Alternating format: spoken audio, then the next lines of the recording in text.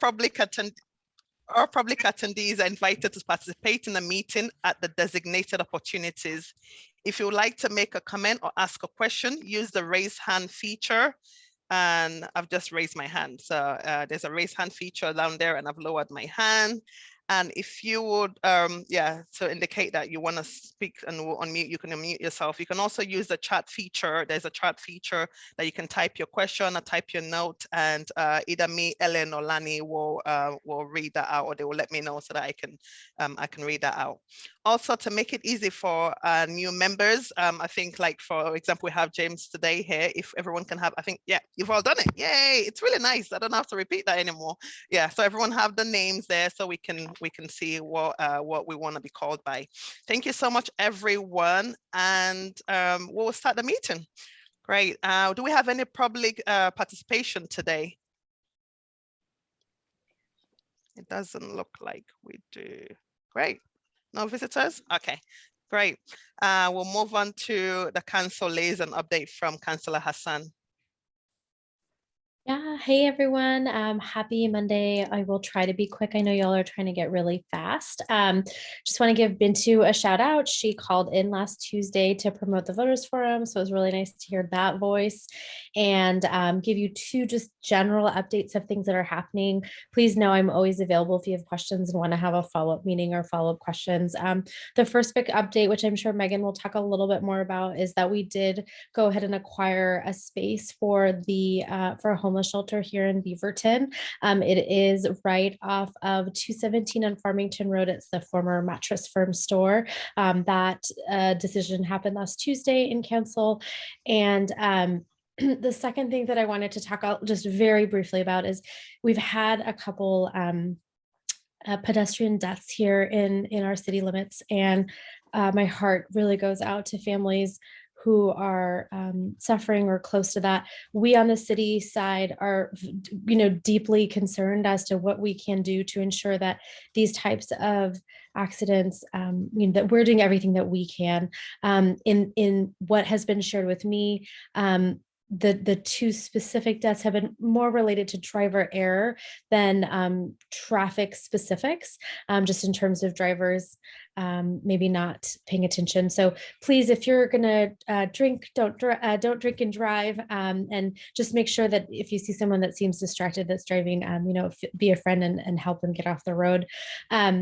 I am happy to take questions. I tried to make this a quick update because I know you guys are all trying to get through it. So if there's anything you want to ask or just bring up, I definitely want to make space for that. So I'll stop and see if anyone has anything.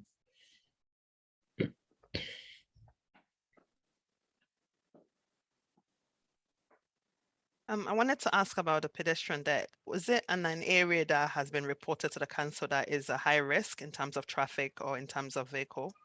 I would say, yeah, it's a good question. I know one for sure, like we've had some conversations from the folks in our community.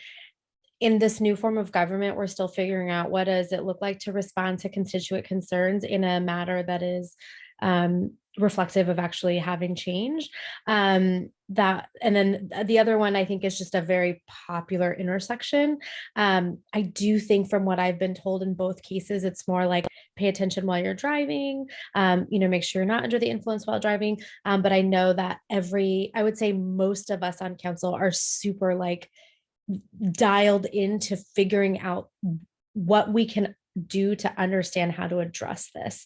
It is not lost. I still have a meeting with someone to talk about Central Beaverton. I know one of our counselors was talking with folks from South Beaverton. So just know that it is not lost on this council that these instances are happening. I think some of the solutions might be more talking individually with neighbors and then having follow-up conversations with our city manager and city council.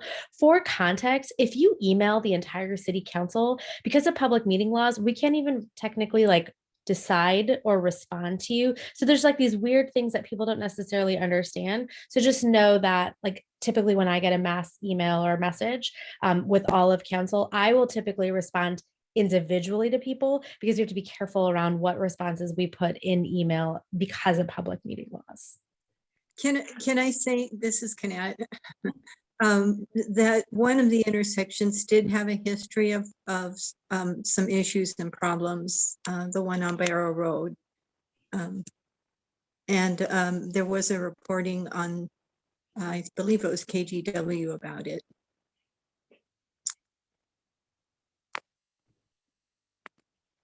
Is this the same reporting that I had a lady call me on and I had to pass it on to you? Yes, and Lani and I are meeting next week I believe they'll probably talk with their NAC, and we may be hearing from them and fairly soon. I can also share that I know one of our counselors has tried to go out to that spot and get a better sense. So it is very much front and center. You might not hear us talk about it in meetings because some of the stuff that's happening to address it is happening behind the scenes. So just know that it's not forgotten. And if there's anything you want me to know, certainly reach out to me, and I'm happy to be just a helpful person to help you understand like where we're navigating and what's going on. And I think Councilor from mine. Oh, sorry, Frosty, you go, and then I'll. Yeah. Yeah, thanks. that sounds like a really good thing for the NAC, an individual NAC, to bring up, just like the NACs did. I thought we did a really good job on the with the traffic calming stuff to the city council. That actually got it changed the process to be much more responsive. So I agree. Some of our intersections, and especially with the increased density that we're seeing, and the state's mandated through 2001, as well as the South Cooper Mountain project, is going to bring more and more density, hence more and more traffic. So I think the NACs would be a great place to bubble up this information with documentation to the city council. Thank you, Frosty. I think Bingu, you're next. Thanks, Frosty. Yeah, I'm happy that the city raised the concern about this traffic issues.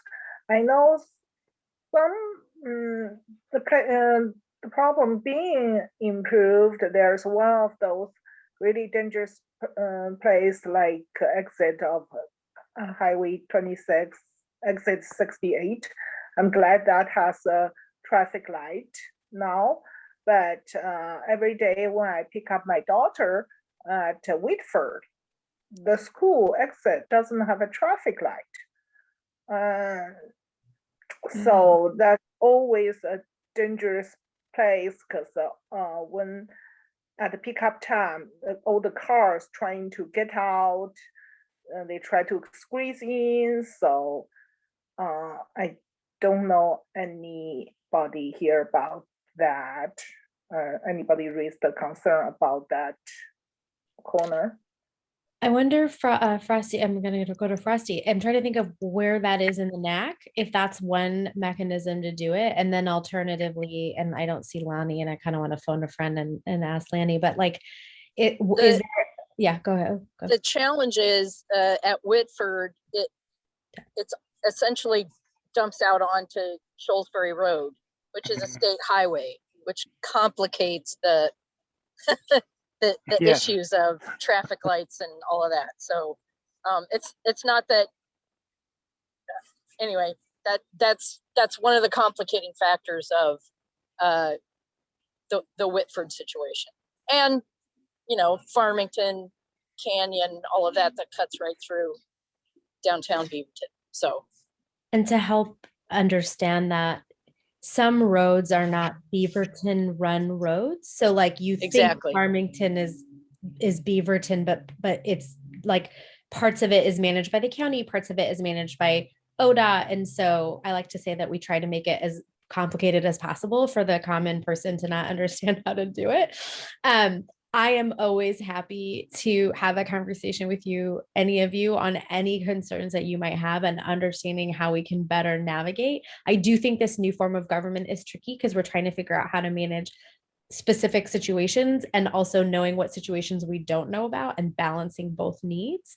But please don't hesitate to reach out. And I know that there's some email handle that allows you to give more direct feedback, but I do think a NAC is another good tool, because I think that is a group of people that knows how to advocate in a really insightful way. Yeah, I think there are some other people that were working on, I wasn't working on the traffic calming process, but the BCCI is a great place as well. And it bubbles up from the NAC to the BCCI to the city. So we have had experience doing that. So that's I would probably call on the folks that previously bubbled up the improving the process to traffic calm in process for the city. So maybe that's something we could take on. But you're right, we're a Swiss cheese city, and oh, you're right, not all roads are Beaverton. No. Any other comments or thoughts? Okay, thanks. Right, thank you so much, Councilor Hasan. This was really important, very important discussion, and thanks everyone for your contribution. Next, we're going to move to Megan, and she's going to talk about the year-round shelter project update. Thank you, Megan. Thanks, Bintu. Yeah, Bintu stopped in at Social Service Funding Committee, which I staff, so I figured I had to return the favor here and come stop in at BCCI. So yeah, I think Councilor Hasan kind of started the conversation for us, but Tuesday was a big night at Council. Council did vote to acquire the property, the old Mattress Firm building, for use as a year-round shelter. This is something that has been in the works for a really long time. It's something that is called for in our diversity, equity, and inclusion plan, as well as the community vision plan. And obviously, as I'm sure all of you know, we're just seeing the need for shelter really be something that is needed on a year-round basis, as we both reckon with the impacts of COVID on people's housing stability, on just housing prices in general, and then also the kind of climate crisis that we're in. Severe weather is no longer just kind of a winter or summer thing, it's a year-round thing. We just saw snow in April, so it just feels really timely and not an easy decision, but this is a property that is I think really promising. It is 12,000 feet of square feet of space. It's centrally located near transit and within walking distance to food, the grocery stores, several social service agencies, and also to like employment-based agencies as well. So that's all a huge opportunity. The plan, kind of early plan, will be to develop it into a congregate year-round adult shelter. It will be, the operations will be managed by Washington County Supportive Housing Services, who will then partner with a nonprofit operator for the services. There will be both kind of the congregate shelter, but then also a dedicated clinic space that will be available to folks at the shelter as well. And while we don't know exactly what that will look like, probably provide a mix of like primary and behavioral health care. It's going to have, of course, beds, meals, showers, and housing navigators and case managers there. The goal will be to help people transition into housing and be open 24/7, 365 days of the year.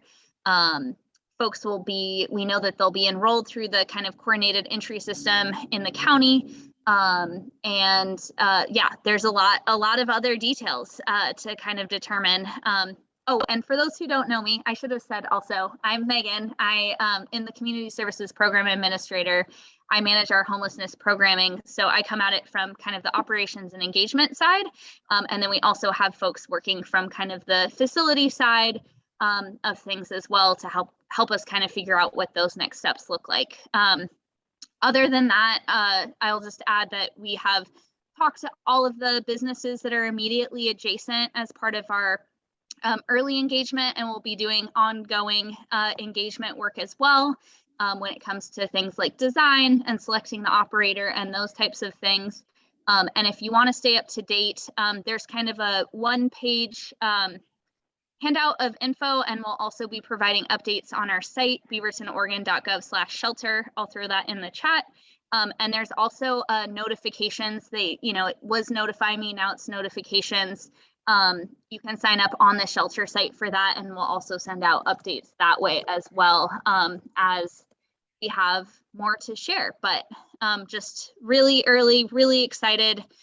We anticipate probably at the earliest it being open winter 2023. So this coming winter, we'll still planning to operate the winter shelter because there will be kind of construction and those things involved with the new site. So with that, I'll just turn it over to any questions folks have.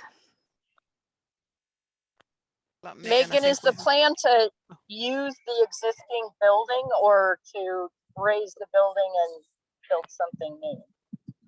Use the existing building. It's in really great shape. We got really, really lucky. It's pretty open on the inside. So there's a lot of, has great bones. So we'll be using the existing building. And that reduced costs. I should have said, if I didn't say it as well, that this is being paid for with federal and state American Rescue Plan dollars, and operations will be paid for by Washington County Supportive Housing Services. So it's a really, really well-funded, well-supported project in that way as well. And hopefully they threw in a few mattresses. That's what I was trying. That's what I was hoping for, Terry. James. How many? I think we've got we've got James. Sorry. James has been waiting. Yeah, you can put your hands up and I'll call on you. Thanks for that. Yeah. Hi everybody. I guess this is my first time publicly speaking in this forum. Yay. So I am personally 100% behind this program. I think it's a badly needed resource in our community and every community. I will point out that I am coming from very recently another neighborhood, in particular Redmond, Washington. And if you've been following what's been happening in King County, they've been doing similar programs here, and they've encountered resistance, shall we say, often of a very disrespectful variety. So I'm wondering whether or not the city and the county are not just doing research on the success rates of the actual venues and the programs that are being put together, but also in terms of the outreach to the community, and in particular, the response from some of the backlash that has happened largely around misinformation campaigns. If there's anything to be learned from what happened in King County, Washington, I think that it would do very well for Beaverton and Washington County. Yeah, I think that's a great point, James. And I think, council has really encouraged and supported a thoughtful approach when it comes to the outreach and engagement around this. So there will be a lot more. I think one of the big pieces is developing out a good neighbor agreement with the kind of businesses and with the NAC and with other kind of impacted parties right there. So that will be kind of a process of trying to both engage and share a little bit more about what this looks like and just bring people in closer to that. One project, just in case you're all curious, that we've looked at is Laurelwood Shelter, which is in Southeast Portland. It's kind of similar in size and scope and kind of how they approach some of that. And I think what we found is, folks have some really legitimate concerns around kind of the development of this. And also it is a really important need. So figuring out how we can work together to kind of address those things and be good neighbors in the process will be a really valuable part of this process. I just want to make sure that the presence of the disinformation campaigns cannot be overlooked, unfortunately. Redmond City Council was inundated with months of city council items from the audience talk time for literally an hour or two every meeting, with people coming in and accusing some of the most, saying it's a drug injection site, saying that it's a haven for crime, saying that, just over and over and over again about all of these things.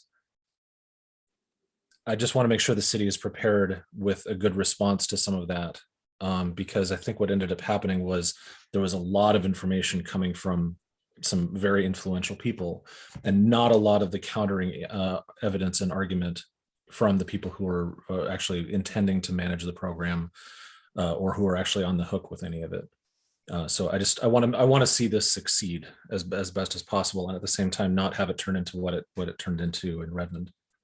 That's great. Yeah, and thanks, Councilor Hasan, for putting in the piece there in the chat about just having you all kind of help in that role of disseminating information as we have it. And we'll be developing out some FAQs and other information as we go. I know Lani will keep you all updated about what's going on. And if there are like specific questions that are coming up that you don't feel like have been answered, or you have questions about whether they've been answered, please send me an email, and I'm happy to add that to kind of our ongoing list of questions so that we can directly address that as well. And I will put, we have kind of a dedicated email for questions on this, which is ComServe, short for Community Services. So I'll stick that in the chat, and just feel free to send any questions my direction there. And we'd love to have your involvement. And then I'll also just say, the piece that we have right now is a one-pager connected to that shelter website. Feel free to share that at your NACs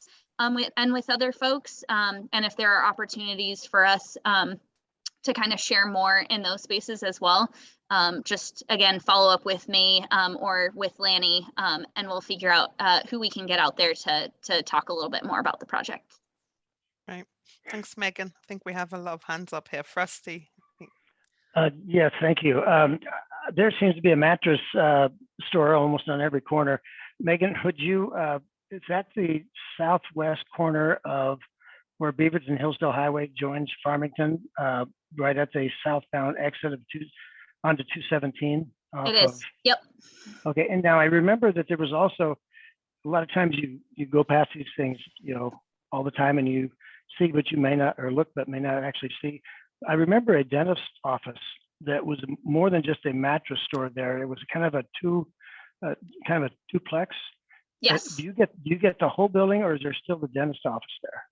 Yeah, we do have the whole building. The dentist is a tenant there, so there will be some ongoing conversations with that tenant about what will happen next. So I'm sure we'll share more as we know more. Yeah, you're correct. Good memory. Yeah, so how big is that square footage then? Total, the whole thing total is 12,000 square feet. So 9,000 really? was the mattress store, and 3,000 was the dentist. Yep. 9,000, boy, it sure doesn't look like that when you drive by it, but yeah. Okay. Yeah, and I think it's a good spot. It's when you get into the residential areas that you start getting some pushback, and in some cases, rightfully so, in other cases, maybe not. So it's got to be definitely staffed or consensus building, much better than maybe some other places have done. So just let's cross our fingers and hope this works. Okay. Because there's a lot of, on that corner that goes either to east to Beaverton Hillsdale or west to Farmington, there's a lot of times there's people on there asking for money. So it's something that maybe they can get across the street and get some help. Thank you. Thanks, Frosty. Thanks, Frosty. Connect.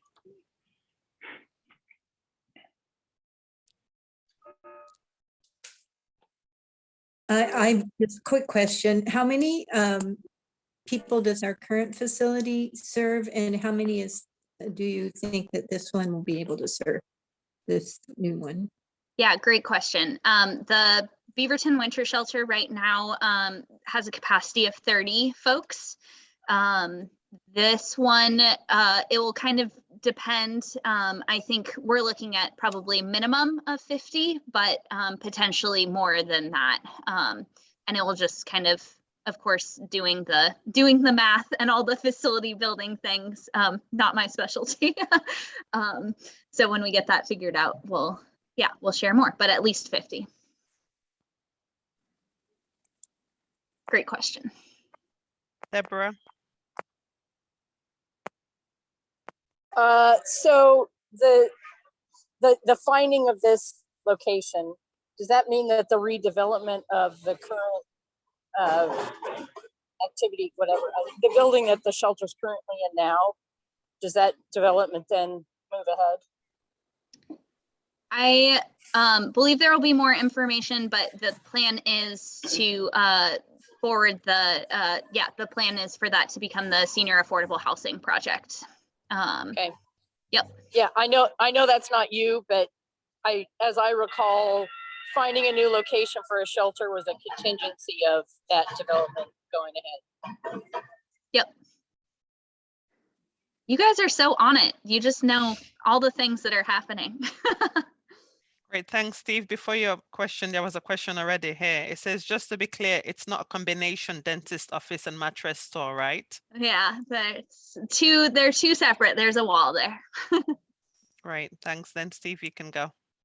Okay, with the prior experience of the homeless shelter, it's just going to have shower facilities. You can have a kitchen so that you can serve food, and so it's going to be a full service in that sense. That is the plan. I think it will just be kind of costing it out and doing design and those types of things, but the plan will be to involve some providers in that conversation. I think definitely having, shower and bathroom facilities, as well as some sort of kitchen, all of that. Yeah, the hope is hopefully it's all inclusive, so folks are able to get everything they need there. Okay, you might as well throw laundry onto your wish list of rooms you got to fit into that 12,000 square feet. I have a lot. I have a long wish list, so yeah, I think our building folks they didn't know how long my wish list is, but hopefully we can get a lot of things in there. Get a good general contractor. Right, thank you. I think we've got one last question from Councilor Hasan, but I'm going to have to move this on. It's been valuable. I appreciate all of you, but I think Megan's details are in there. And yeah, Councilor Hasan, you'll be the last, and then we'll move on to the next item. Thanks a lot. Yeah, thank you. And for context, I didn't get to attend last Tuesday's meeting. I was out. Megan, can you help everyone know, have we identified who is being served? Like, is there a specific population, or is that something that's still being worked out? Yeah, it will be adults 18 plus. So we won't be able to do families, but kind of couples and individuals we'll be able to do. And I think we'll just, we'll kind of, I should say that this is, of course, only just one, one tool in the toolbox. We know that this isn't going to serve everyone. We have the safe parking program for folks who are living out of their vehicles, but I also think just the kind of network of rent assistance services and rapid rehousing is really important for the folks that may not feel as welcome or as comfortable in a shelter. So figuring out how to provide services to kind of our entire community here in Beaverton is really important to us. And this is really just a tool to make sure that nobody is on the street in dangerous conditions, and also has that place to get connected to the services that we already have here. So just really excited. Thank you guys for having me. Send any questions that you're hearing or any feedback that you're hearing to me, and this won't be the last time that we chat. And that includes job assistance?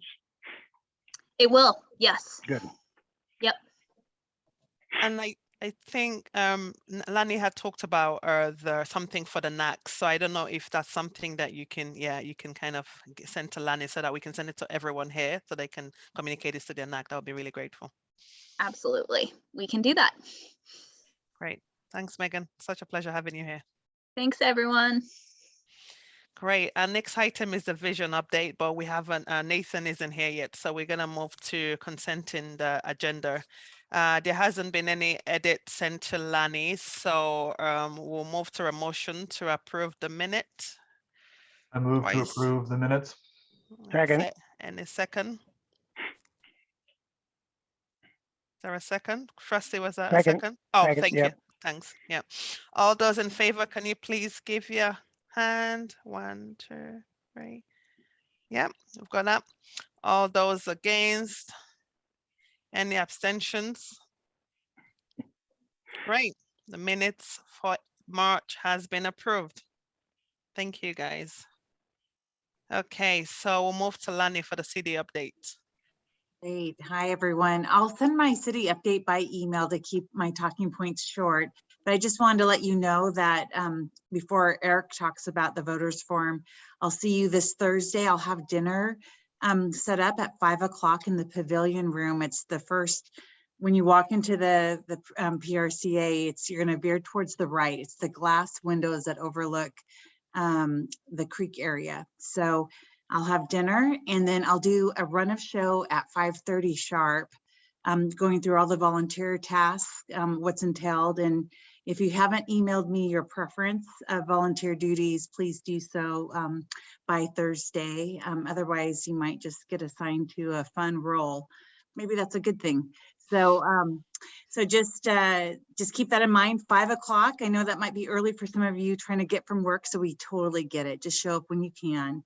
And then I'll start promptly at 5:30, just going through the evening's timeline and what you need to know. Some frequently asked questions you'll probably be hit with by some of our community members. And with that, we'll have our extra t-shirts that we ordered for you and your magnetic name badges. And so if you didn't request for those to be ordered, just please make sure you bring your name badge and wear your t-shirt. And we'll do a group photo on the stage at the very end after all of our guests have left. So I'm really looking forward to Thursday, and I just have to give you all a shout out. You all have stepped in your own way and helped to make this event come off the way it's going to be great. So thank you. Special thank you to Erik and Bintu, putting in a lot of extra time beyond the subcommittee meetings, and just huge thanks. So that's it. Thanks. Rusty, have a question. Yeah, parking. I'm not familiar with. I think there's a parking structure near Reeser, but should we park at the building, the parking lot near the Beaverton City Hall, or what? That's a great What's your question. pleasure? I would recommend you do not do the parking lot. Do one of the parking garages. The parking garage adjacent to the City Hall is the free one, and then or you're welcome to use the parking garage adjacent to the PRCA, but there is a slight cost to that. So you just choose whatever works best for you. But you know, there is a towing. Towing happens if you're in that these parking lots, if you exceed the timeline. So always go in a parking garage in the parking lot there. The Pat Reeser one or the right outside of City Hall, I think, is that what you're talking about, Lani? If it's right outside of City Hall, there's like 3-hour limited parking, so they'll tow. So don't park there. Don't ever park there, because if you think you're ever done in 3 hours, that's when you never are. So it's an expensive tow. So always park in a parking garage, but choose the one adjacent to City Hall is free, and then there's a slight charge for the one attached to the PRCA. I'm sorry, I don't know which one you get towed. Is it the one that the parking lot next to City Hall? The paved parking lot. Yes, after 3 hours, you will get towed, but not the garages. Okay. You're fine in garages. Great question, thanks. And if you haven't been in the new parking garage next to the PRCA, it's very, very nice. It's a project from the city and the Bureau. And if you go up a few levels, you get a nice view of the city. So it's worth checking out. Are the slots more generously sized than the ones in the city parking structure? Yes. Good. Ramonia, that's a good point. Thank you. Any other questions? Great. Lani, I guess you, oh, was there a hand up, Jonathan? Oh, okay, right. Super, thanks for the update, Lani. So we'll go to the subcommittee update. Erik. Voters Forum, I think, well, yeah, we'll let you go first since you have probably a lot to talk about.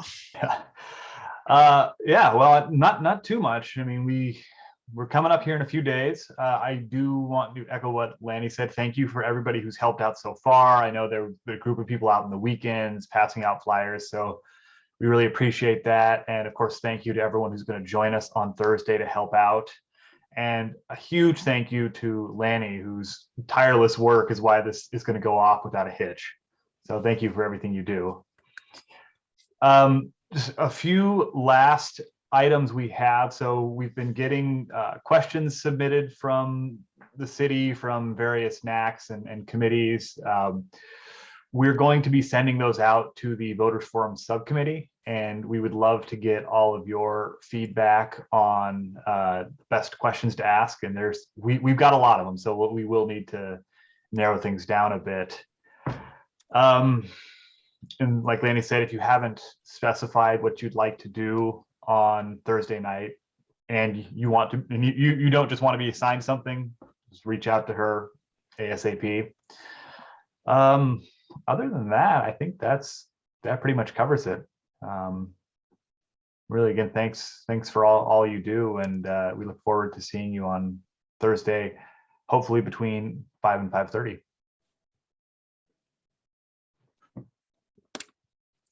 Were you gonna mention something about the questions or? Oh yeah, I'm sorry. The questions that I mentioned, we're going to be Lani's going to be sending you an email tonight, so keep an eye out for that. Yep, good catch. Thanks a lot, Erik. You're awesome. He's such an awesome chair. He makes my life easier to be on his committee. Thank you for your leadership and guidance. I appreciate you. Next, we'll move on to Sharon. Can you hear me? I'm on my phone. No? Yeah. Oh, okay. I didn't hear any any response. Sorry. Yeah. You got a whole lot of thumbs up is what happened. Oh, sorry. It's so weird being on my phone. I'm so not used to this. Okay, so the volunteer fair on Saturday, June 11th. The applications had opened on April 8th and closed on the 22nd. I know that they have been trickling in. I've been meeting with Wilson and Shannon in the events team. By May 4th, we'll have selected the organizations and they'll be notified. We are limiting the tables because of the space in the library, so it's 30 maximum. And so we will be asking, and if you can put in the chat if you are willing on that day or available on that day to be a greeter, a runner. You know, we'll need volunteers for this event as well. It won't be quite as arduous, I think, as the Voters Forum. But and I'm sorry, but I can't really see chat or anything like that. So I'm gonna, and I don't know how to save chat on my phone. So I will rely on Lani to let me know if there are responses from this group to help out with this event. It's been very fun. You know, as you know, it was a Leadership Beaverton event or our project at the end of the year, and it was picked up by the city and has continued through. So I'm really excited to see this continue for organizations out there in the community to get highlighted. So please step up and volunteer, and I will collect names from Lani after the meeting. Any questions? What's that date again? I don't think I got it. June. It's Saturday, June 11th. June 11th. Thank you. What are the runners used for? So when people are spread out between this Kathy Stanton room and rooms A, conference rooms A and B, there might be people who have questions. Those people who are tabling themselves might need a break, or have questions. So it's just to go around and make sure everything is running smoothly. They get what they need. It's not terribly labor intensive, should I say. So really the greeters up front will be the ones that are trying to get people from the farmers market. Also, people are going to be tabling at farmers market. I forgot to mention that, to let people know about the event so that they can come on over. And then people who are going to the library, we're trying to, in the lobby area, let them know that they can also partake in the volunteer fair besides what they're going to, check out books or whatever. So, so we need kind of the barkers who are out there, out in front of the library, out by the farmers market, and then in the lobby. Those would be the people greeting and handing out the literature of the layout.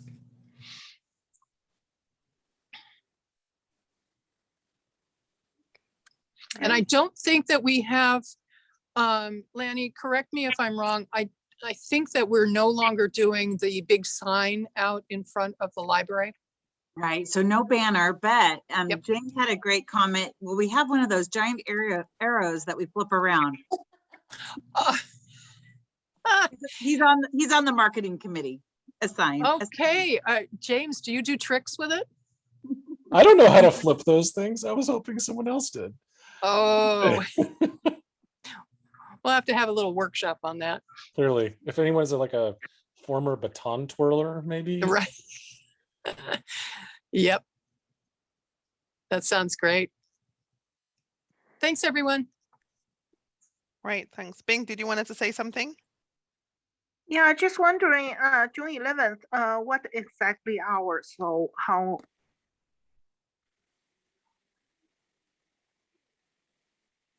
what's the exact hours for the event? So just to plan my trip, my day for that day. Sharon, did you hear the question? I know you're on your phone, so I'm not sure if you're struggling. Hey, Sharon. Okay, I'm gonna unmute her. Can you hear us? Yeah.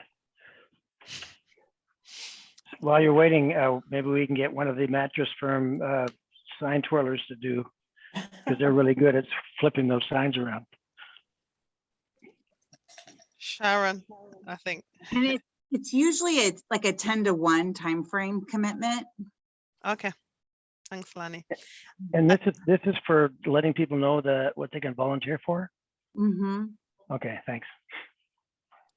Okay, hopefully Lani can get something more from Sharon and we'll send something out. Okay, I'm sorry. Oh, can you hear me? We can hear you now. Okay, I'm not good on the phone with this. I'm so sorry. What was the question? Timing for the event. What's the commitment if people have to volunteer? The actual event is like 10 to 1, but we would need people prior to that and after to set up and tear down. But figure 10 to 1 as the actual event time. Okay, thank you. Any other comment? If not, we'll move on to Terry for the land use subcommittee. Okay, thank you. We have a new group for our land use subcommittee, although a number of the members have been on the committee before. So welcome all to the land use subcommittee. And we did have a meeting before this before tonight, earlier this evening, I should say. And we got to meet our staff liaison, Lena Smith, who is an associate planner with the Community Development Department. And she will be partnering with the land use subcommittee on our work this year, which basically is going to be a continuation of some of the work we were pursuing in last couple of years regarding, well, we hope we're going to continue with our web-based presence. And I think Lena will be very helpful with that. And then we're also hoping to, again, generate materials that would be, and those materials could be items that could be placed on the website, or they could be shared with NACs during various land use training opportunities. But basically practical guides to help people who want to communicate with their city decision makers on city plans and on behalf of their neighborhood or on behalf of themselves, and how to do so effectively. And so again, that's our goal. And we are going to be meeting with Lena in the future to try to figure out, navigate this with community development as a partner. So I think it'll be an exciting opportunity. Anybody else in the committee want to chime in, or any questions for me? We're just getting launched, so I think we'll probably have more information to share in the upcoming months. So without further questions, I will give it back to our chair.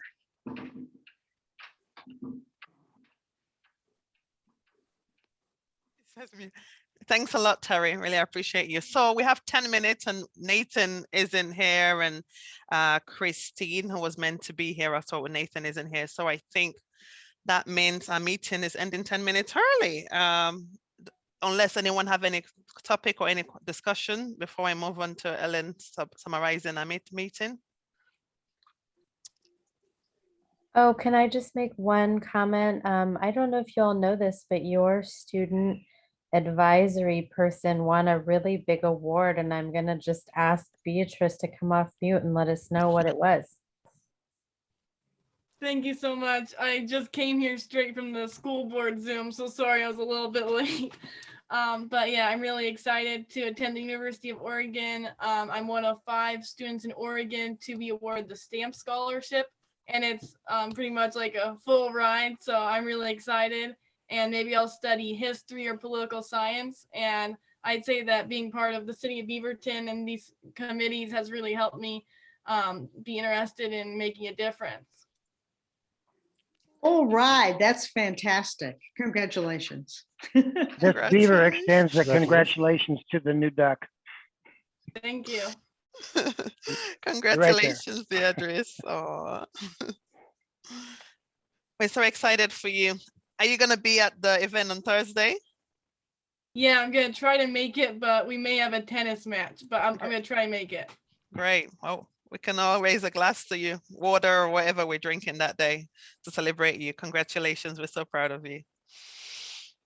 Great. Well, if nothing else, Ellen, can you please summarize today's actionable points?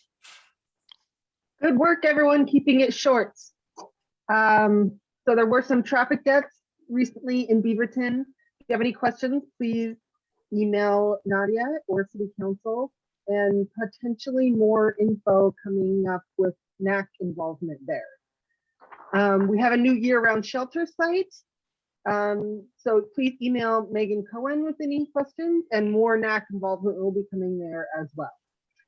We'll see all of you at 5 p.m. at the PRCA for dinner. Please stick around after after all the candidates have left for a picture. Please park in a garage. You can park next to the PRCA for a fee or next to City Hall for free. Wear your badge if you have one. If you have a specific request for duties, please email Lani. Please block off your time for the volunteer fair on June 11th. The event will be from 10 a.m. to 1 p.m. And let us know in the chat if you would like to volunteer there. And did I miss anything? Very short. You got it. All right. See you all on Thursday. Great. See you all on Thursday. It's been a pleasure. Have a wonderful evening, guys. Take care. Good night, everyone. Thanks, everyone. Bye. Good night. Good night, everyone. Thank you. Good night. Thanks.